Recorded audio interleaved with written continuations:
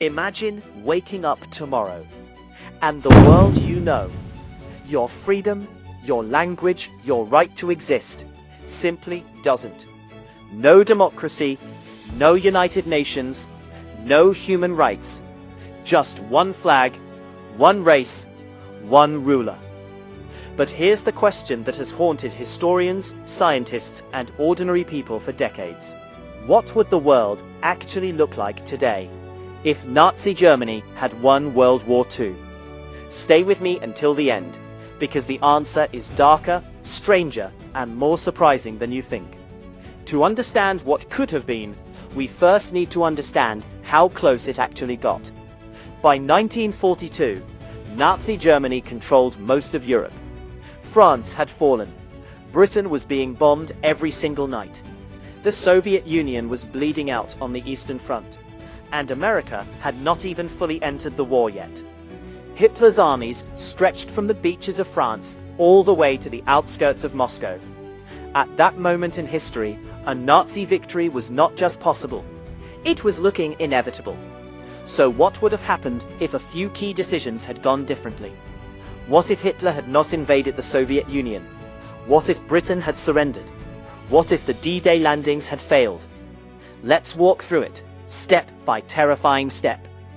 The first thing that changes is Europe itself, completely and permanently. Hitler had a plan.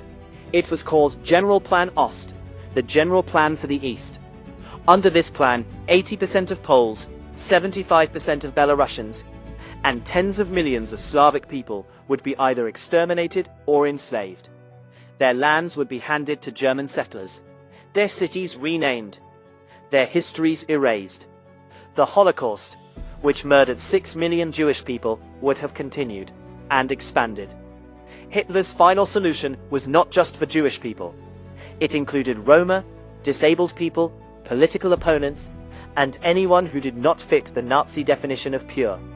In a Nazi-won Europe, there is no Israel. There is no Jewish community left in Europe. There are only mass graves and silence. Major cities like Paris and Rome would become German tourist destinations. Art would be stolen and placed in Hitler's dream museum in his hometown of Linz, Austria. And the people who survived would live under constant surveillance, constant fear, and constant propaganda. Textbooks would be rewritten. Children would be taught that Hitler was the savior of civilization. Now, what about the rest of the world? Nazi Germany and Imperial Japan had already signed a pact. In a world where the Allies lose, these two powers likely divide the globe between them. Japan controls East Asia, Southeast Asia, and the Pacific. Germany controls Europe, North Africa, and reaches toward the Middle East for oil. America, isolated and defeated, retreats into itself. No Marshall Plan, no rebuilding, no NATO. Just a bitter, weakened nation watching the world fall into totalitarian hands. The Middle East loses its oil fields to Germany. The British Empire collapses. India, possibly freed from Britain, does not find democracy. It finds a new master. Africa, already colonized, remains colonized, just under different flags and even crueler rules. The world does not become one Nazi empire. It becomes a fractured, brutal competition between fascist superpowers, each one trying to out-dominate the other. Here is where it gets strange.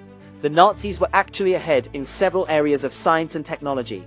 Rocket technology, jet engines, and even early experiments in nuclear weapons. Germany was working on all of it. But here is the cruel irony. Many of Germany's greatest scientists were Jewish. Einstein had already fled. Thousands of brilliant minds escaped to America and Britain. And it was their genius that helped the Allies win. In a Nazi-won world, that brain drain goes the other way. Science becomes a tool of the state. Research is only funded if it serves the military or the racial ideology. Medicine becomes horrifying. We already saw what Nazi doctors did in concentration camps. There would likely be no internet as we know it, no open science, no international collaboration. Just weapons, rockets, and propaganda machines. But here is what history always teaches us. You cannot fully crush the human spirit. Even in the darkest version of this world, there would be resistance. Underground networks. secret printing presses, people hiding their neighbors in attics, just like they did during the actual war. The Soviet Union, even if defeated militarily, had millions of people spread across an enormous landmass. Partisan warfare would have continued for decades. The idea that one ideology could truly control billions of people forever, history says it cannot. Even Nazi Germany itself was rotten from the inside. Hitler's generals hated each other. The Nazi Party was filled with power-hungry rivals. Without an external enemy to fight, they would eventually have turned on each other. Empires built on fear always collapse. The only question is, how many people die before they do? So, you have been waiting. Here is the answer to the question we raised at the beginning. What would the world look like if Nazi Germany had won? It would look like a world where your name, your religion, your skin color, and your beliefs determined whether you lived or died. A world where children grew up never knowing what freedom felt like, because freedom had been burned, buried, and forgotten.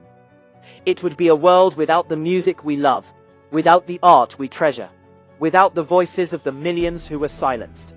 But here is the most important thing, and I want you to sit with this for a moment.